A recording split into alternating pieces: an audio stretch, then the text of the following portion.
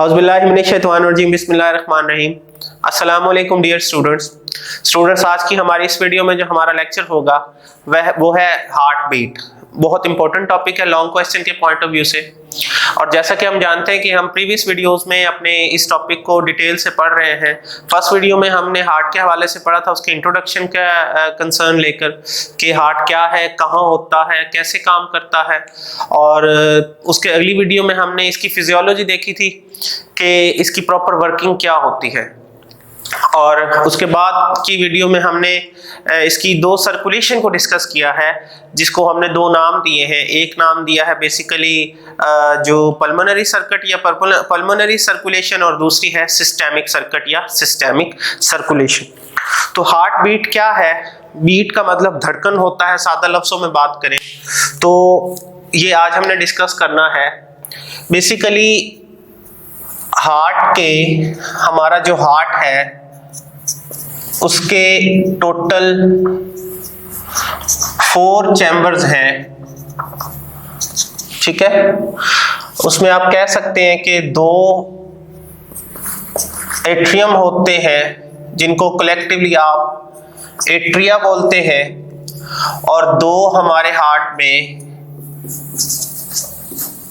Ventricles होते हैं, इनको आप वेंट्रिकल्स ही बोलते हैं, ठीक है। अब जब समझ लें कि ये एट्रियम या एट्रिया और वेंट्रिकल रिलैक्स होते हैं, यानी तो एक्सपैंड होते हैं। जब रिलैक्स होते हैं तो ये एक्सपैंड हो जाते हैं, और एक्सपैंड होने का मतलब क्या है कि ये ब्लड को अपने अंदर फिल करते हैं। Blood is filled in them. और जब ये एट्रिया और ये वेंट्रिकल्स कॉन्ट्रैक्ट होते हैं तो ये सिकुड़ जाते हैं, इनका साइज छोटा हो जाता है। तो असल में ये क्या कर रहे होते हैं, ये ब्लड को बाहर भेज रहे होते हैं। इसको कहते हैं प्रोपलिंग या propel outside of the heart, यानी अपने अपने रिलेटेड हिस्सों में भेज देते हैं। इस तरह से कंटिन्यूअस कॉन्ट्रैक्शन और रिलैक्सेशन, कंटिन्यूअस कंट्रैक्शन और रिलैक्सेशन को हम क्या नाम देते हैं? हार्ट बीट, दिल की धड़कन। और जैसा कि आप देख सकते हैं कि चूंकि 2 एट्रियम है और 2 वेंट्रिकल्स हैं, तो इनका अलग अलग फंक्शन है। इसलिए हमने प्रीवियस वीडियो में भी डिस्कस किया है कि 2 दफा दिल धड़कता है। यहां भी यही कहेंगे कि 2 हार्ट बीट्स होती हैं। इसलिए इनको हम नाम कलेक्टिवली क्या देते हैं? कार्डिक डायास्टोल।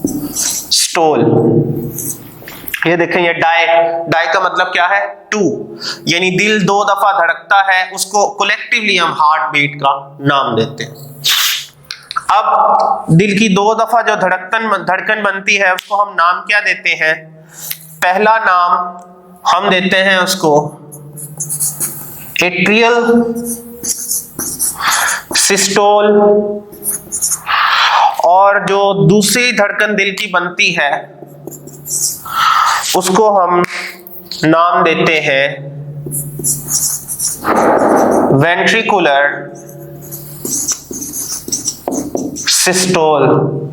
इसको सिस्टोल भी पढ़ सकते हैं आप, सिस्टोली भी पढ़ सकते हैं, दोनों ही करेक्ट है इसकी प्रोनाउंसिएशन। अब ये दोनों बात समझने के लिए मैं यहां पे एक लाइन लगा देता हूं, और इस तरह एक इमेजिनरी, अब समझ ले, कंसीडर करता हूं हमारी हार्ट को। इसके 4 चैम्बर्स होते हैं, जैसे मैंने अभी बताया आपको। ये हैं हमारे 4 चैम्बर ऑफ हार्ट। ठीक है, ये हमारी सर्किट डायग्राम्स होती हैं। ये सिंपल वे होता है अपनी, चूंकि हार्ट की डायग्राम काफी कॉम्प्लेक्स है तो ये हर बार लॉन्ग क्वेश्चन में भी अगर ये क्वेश्चन आता है तो डायग्राम के बारे में नहीं पूछा जाता, क्योंकि वो इतनी कॉम्प्लेक्स है कि उस पर बहुत ज्यादा टाइम लगता है।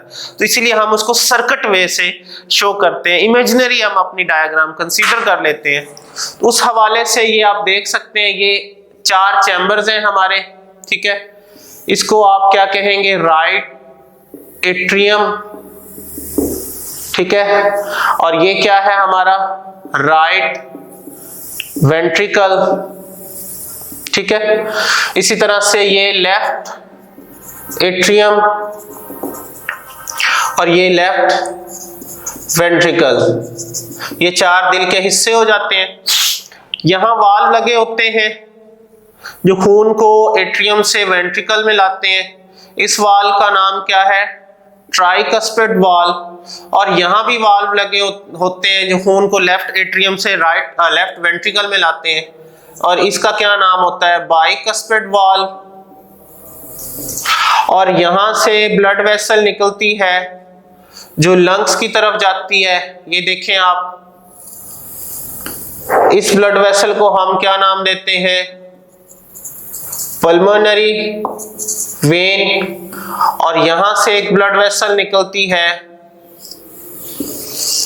जो पूरी बॉडी में जाती है, और इसका नाम क्या है, एओर्टा। ये चंद जो हमने सिंपल चीजें डिस्कस की हैं वो मैंने उसको शॉर्ट फॉर्म में या सिंपल वे में रिप्रेजेंट किया। अब यहाँ इनमें भी वाल्व लगे होते हैं, इधर भी और इधर भी। ये जो लगा हुआ है वाल्व पल्मोनरी वेन के यहाँ स्टार्ट में, इसको हमने क्या नाम देना है, पल्मोनरी सेमी ल्यूनर वाल्व। और ये जो वाल्व लगा हुआ है एओर्टा की बेस पर, जो यहाँ लेफ्ट वेंट्रिकल से स्टार्ट होकर आगे पूरी बॉडी में इसने फैलना है, इसे कहना है आपने एओर्टिक सेमी ल्यूनर वाल्व। अब ये बात जहन में रखनी है कि ये टोटल कार्डिक डायस्टोल है, ये कितना टाइम लेता है, 0.4 सेकेंड, यानी 1 सेकेंड के चौथे हिस्से में ये कंप्लीट होता है। और 1 सेकेंड के चौथे हिस्से में जब ये कंप्लीट होता है तो 0.1 सेकेंड ये कवर करता है जिसे हम एट्रियल सिस्टोल कहते हैं, और 0.3 सेकेंड ये कवर करता है जिसे हम वेंट्रिकुलर सिस्टोल कहते हैं। अब एट्रियल सिस्टोल क्या है, आप देख सकते हैं कि जब यहां खून आता है लंग्स से ऑक्सीजनेटेड, और यहां खून आता है बॉडी से, वो खून कौन सा होता है, वो डीऑक्सीजनेटेड होता है। ये दोनों रिलैक्स होते हैं, यानी एट्रियल सिस्टोली की अब बात करें तो हमारा राइट एट्रियम और लेफ्ट एट्रियम, ये दोनों क्या होते हैं, जब रिलैक्स होते हैं तो इनके अंदर जो ब्लड है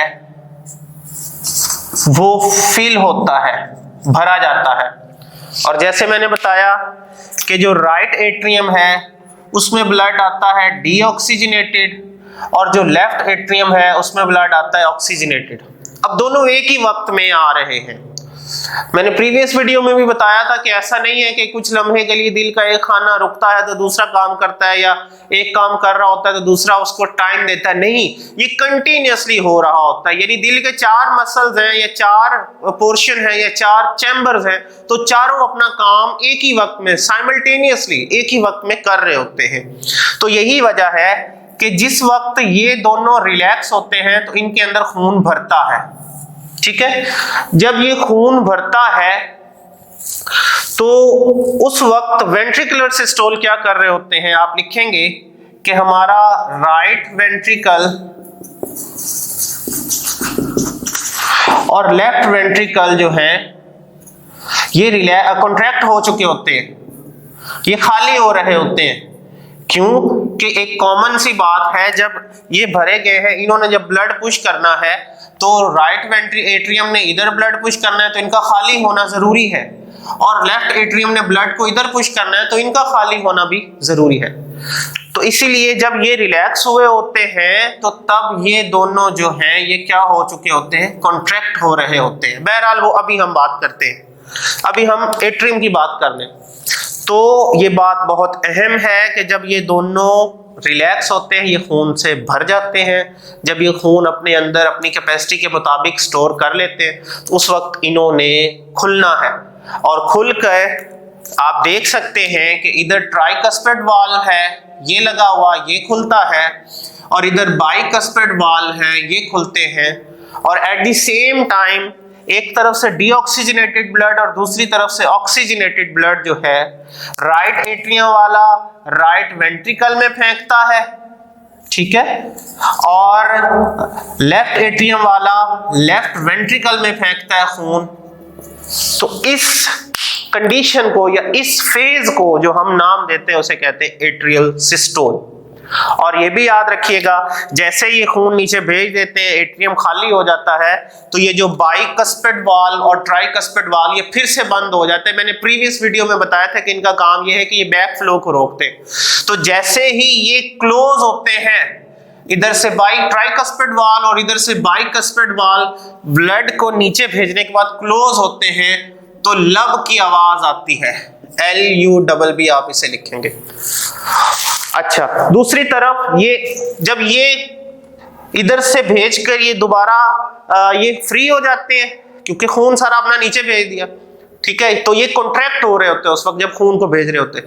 दूसरी तरफ ये पहले कॉन्ट्रैक्ट हो रहे थे, जैसे ही ये खून नीचे आ रहा होता है ये क्या हो चुके होते हैं, तब रिलैक्स हो चुके होते हैं। और अब जो इस राइट वेंट्रिकल में कौन सा ब्लड आया है, डीऑक्सीजनेटेड, और लेफ्ट वेंट्रिकल में कौन सा ब्लड आया है, ऑक्सीजनेटेड। इनसे ये रिलैक्स होने की वजह से अब ये क्या हो चुके हैं, खून से फिर भर चुके होते हैं। अब वो कॉन्ट्रैक्ट हो रहा होगा ऊपर और ये नीचे वाले दोनों हिस्से जो ये रिलैक्स हो रहे होंगे। अब फिर क्या होता है, जैसे ही ये भरते हैं तो चूंकि इन्होंने अपने अंदर ब्लड महफूज नहीं करना, एक में डीऑक्सीजनेटेड ब्लड है दूसरे में ऑक्सीजनेटेड ब्लड, तो इन्होंने अपने रिस्पेक्टिव हिस्सों की तरफ राइट वेंट्रिकल का रूट क्या है कि इसने पल्मोनरी वेन में ब्लड भेजना है, और लेफ्ट वेंट्रिकल का रूट क्या है कि इसने एओर्टा में खून भेजना है। तो यहाँ ये फिर वाल्व लगे हुए हैं, ये वाल्व फिर खुलते हैं। इसलिए मैंने आपको वाल्व्स का पहले बता दिया कि एक पल्मोनरी सेमिल्यूनर वाल्व है और एक एओर्टिक सेमिल्यूनर वाल्व है। ये फिर खुलते हैं और ब्लड स्पीड से जो अपने अपने रास्तों की तरफ निकल जाता है। यानी उधर से खून आ रहा है, इधर से जा रहा है, उधर से आ रहा है, इधर से जा रहा है। अब उधर से जब आ रहा है तो यहां गिरता है तो उसे हम बोलते हैं एट्रियल सिस्टोल, और जब यहां से ये वेंट्रिकल्स है दोनों राइट और लेफ्ट, यहां से खून जब इधर जाता है तो इस कंडीशन को हमने नाम देना है वेंट्रिकुलर सिस्टोल। यानी ये रिलैक्स होने के बाद फौरन से क्या होते हैं, कॉन्ट्रैक्ट होते हैं और ब्लड को क्या करते हैं, ये पुश करते हैं, और पुश करके एक तरफ से ब्लड कहां चला जाता है, पल्मोनरी वेन में, और दूसरी तरफ से ब्लड कहां चला जाता है, एओर्टा में। जो पल्मोनरी वेन में जाता है वो कौन सा ब्लड होता है, डीऑक्सीजनेटेड, और जो एओर्टा में खून जाता है वो कौन सा होता है, ऑक्सीजनेटेड। और इस तरह से इस फेज को हम नाम देंगे वेंट्रिकुलर सिस्टोल, और इसके लिए जो टाइम लगता है वो 0.3 सेकेंड का। चूंकि इन्होंने पूरी बॉडी में सप्लाई करना है लेफ्ट वेंट्रिकल ने, और इसने इतना प्रेशर देना है राइट वेंट्रिकल में ये कि खून लंग्स में पहुंचाकर खून को वापस भी लाया जा सके, इसलिए प्रेशर जनरेट करने में कुछ टाइम लगता है, इसीलिए ये ज्यादा टाइम लेता है और वो कम। उसने सिर्फ एट्रियम ने खाली करना है अपने आप को और नीचे वाले हिस्सों को ब्लड भेजना है, इसीलिए वो 0.1 सेकेंड लेगा और ये 0.3 सेकेंड लेगा। अब अगली बात कि जब ये वाल्व खुलेंगे तो खून इधर भी चला जाएगा और इधर भी चला जाएगा, तो इन्होंने फिर बंद होना है, ठीक है। जैसे ये क्लोज हुए थे तो लब की आवाज आई थी, आप लिखेंगे कि जब ये क्लोज होंगे तो डब की आवाज आएगी। ये भी क्लोज होगा और ये भी क्लोज होगा तो कौन सी आवाज आएगी, डब की। तो आप कंटिन्यूसली ये आवाज सुन सकते हैं। हमारे पास स्टेथोस्कोप नाम का एक इंस्ट्रूमेंट होता है जो अक्सर डॉक्टर्स के पास आप देखते हैं, कान में लगाते हैं, स्टेथोस्कोप कहते हैं उसे, या स्टेथोस्कोप। इसकी मदद से आप ये लब डब जो है साउंड सुन सकते हैं। डॉक्टर्स भी जब हार्ट के पेशेंट को चेक करते हैं तो वो इस तरह की वॉइस को, इस तरह की जो सेंसेशन को सुन के पेशेंट के हार्ट की नॉर्मल वर्किंग को असेस कर रहे होते हैं। तो बहरहाल ये लब डब साउंड क्यों प्रोड्यूस होती है? जब ये वाल्व बंद होंगे बाइकस्पेड और ट्राइकस्पेड तो लब की आवाज आ रही होगी कंटिन्यूसली, और जब पल्मोनरी सेमिल्यूनर वाल्व और एओर्टिक सेमिल्यूनर वाल्व बंद होंगे तो डब की आवाज आ रही होगी। इसलिए ये लब डब साउंड बेसिकली क्यों जनरेट हो रहा है? ये हार्ट बीट की वजह से हो रहा है। तो आज के लेक्चर में हमने ये एट्रियल सिस्टोल और वेंट्रिकुलर सिस्टोल को डिस्कस किया है। मैं उम्मीद करता हूँ आपके ये अच्छे से समझ में आया होगा। इंशाल्लाह हम इसी टॉपिक से रिलेटेड जो फर्दर बातें हैं वो अपनी नेक्स्ट वीडियो में डिस्कस करेंगे। तब तक के लिए अपना ख्याल रखिएगा। अल्लाह हाफिज।